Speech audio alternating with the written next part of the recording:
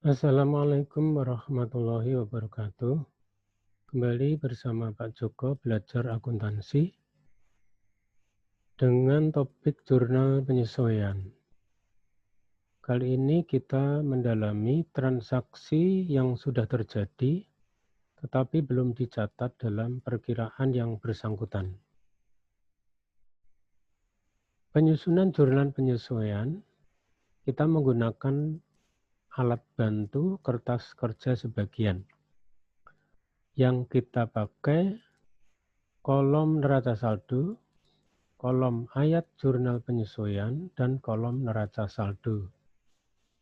Kolom neraca saldo menunjukkan akun yang belum disesuaikan.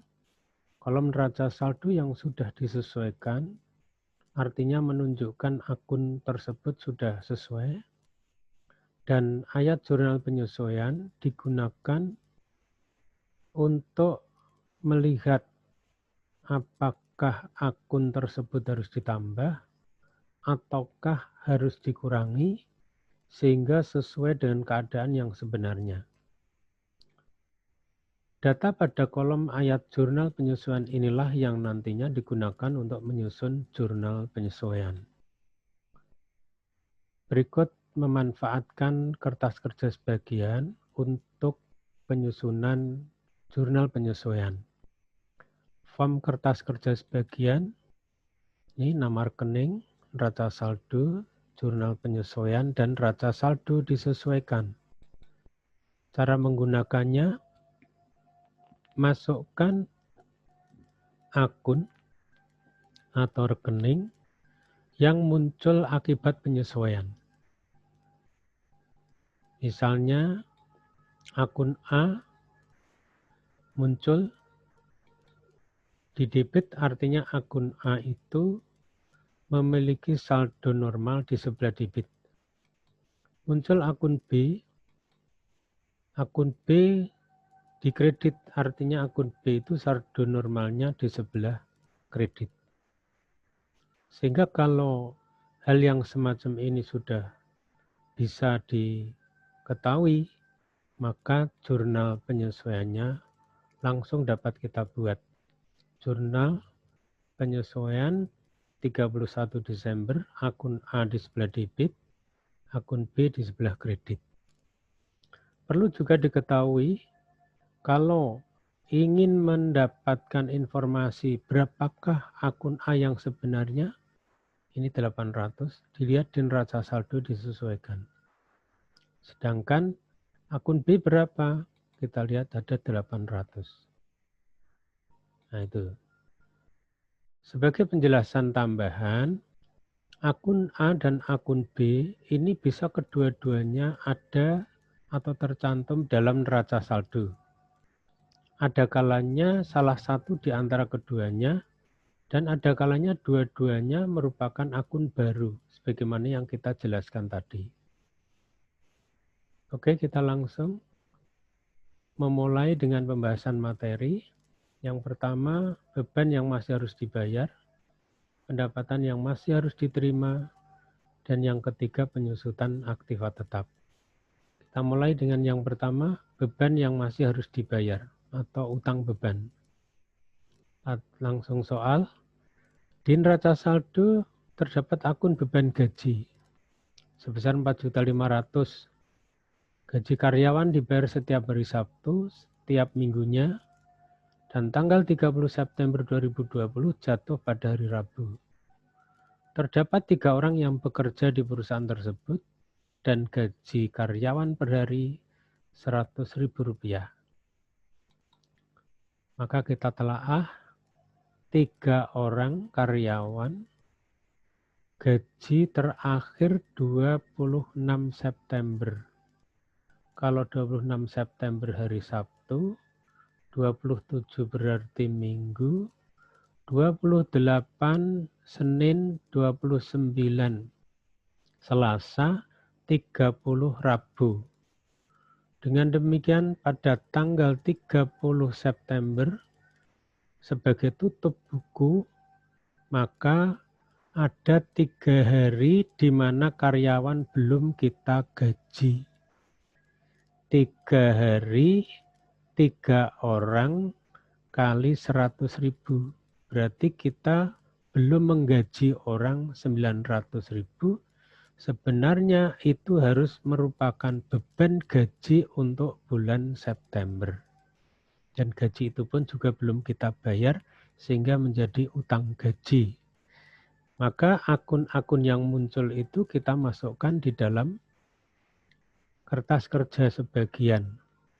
Kebetulan beban gaji sudah ada saldonya 4.500.000. Soal di atas tidak perlu untuk menyusun jurnal penyesuaiannya dengan saldo yang ada di neraca saldo. Seandainya ada, maka neraca saldonya yang disesuaikan, berarti nanti neraca saldo ditambah dengan jurnal penyesuaian.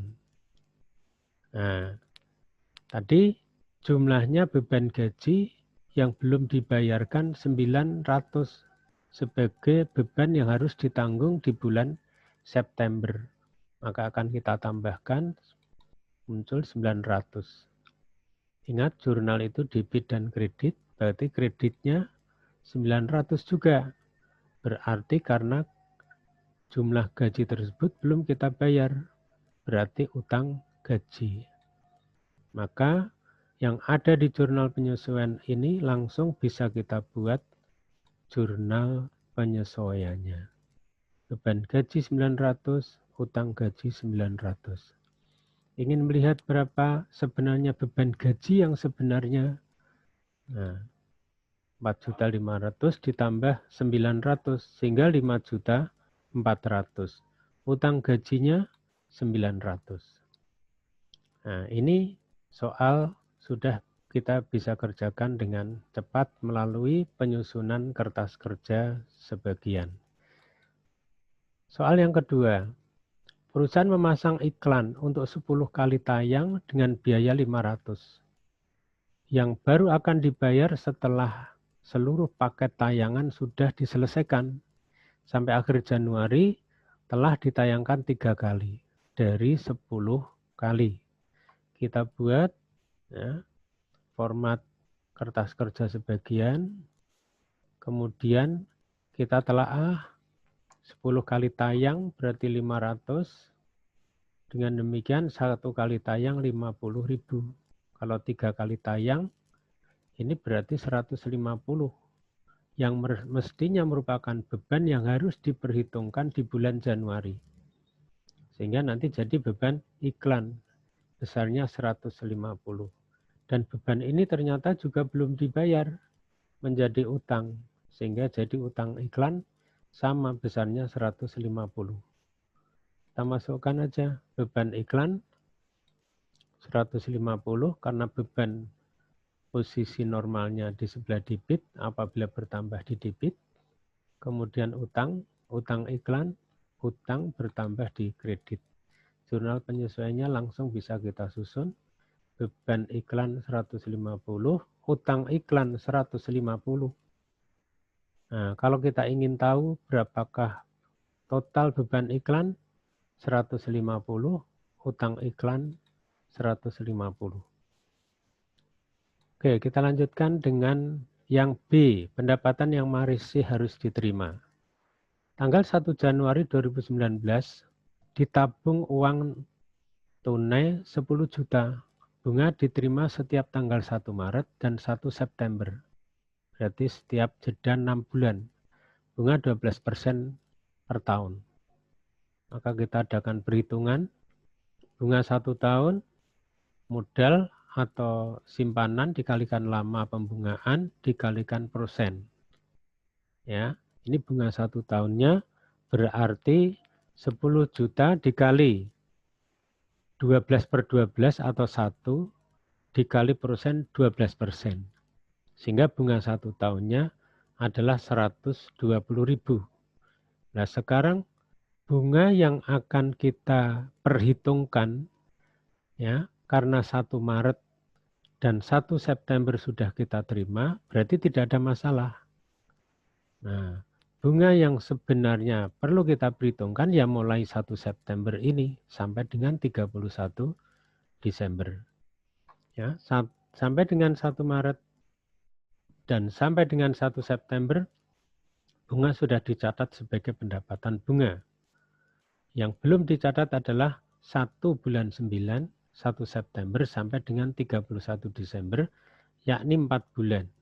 Berarti 4 bulan itu 10 juta dikali 4/12 dikali 12 sehingga Rp400.000.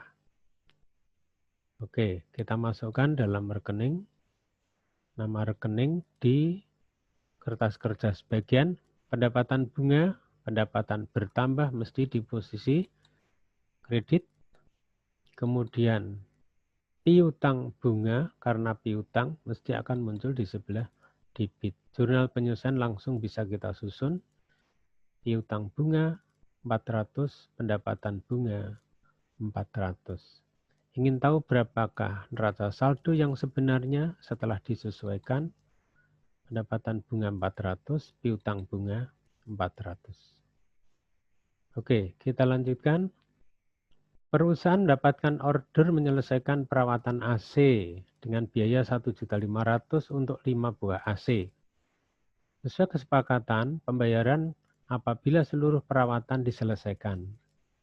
Nah, sampai akhir Desember yang sudah diselesaikan sebanyak 4 buah.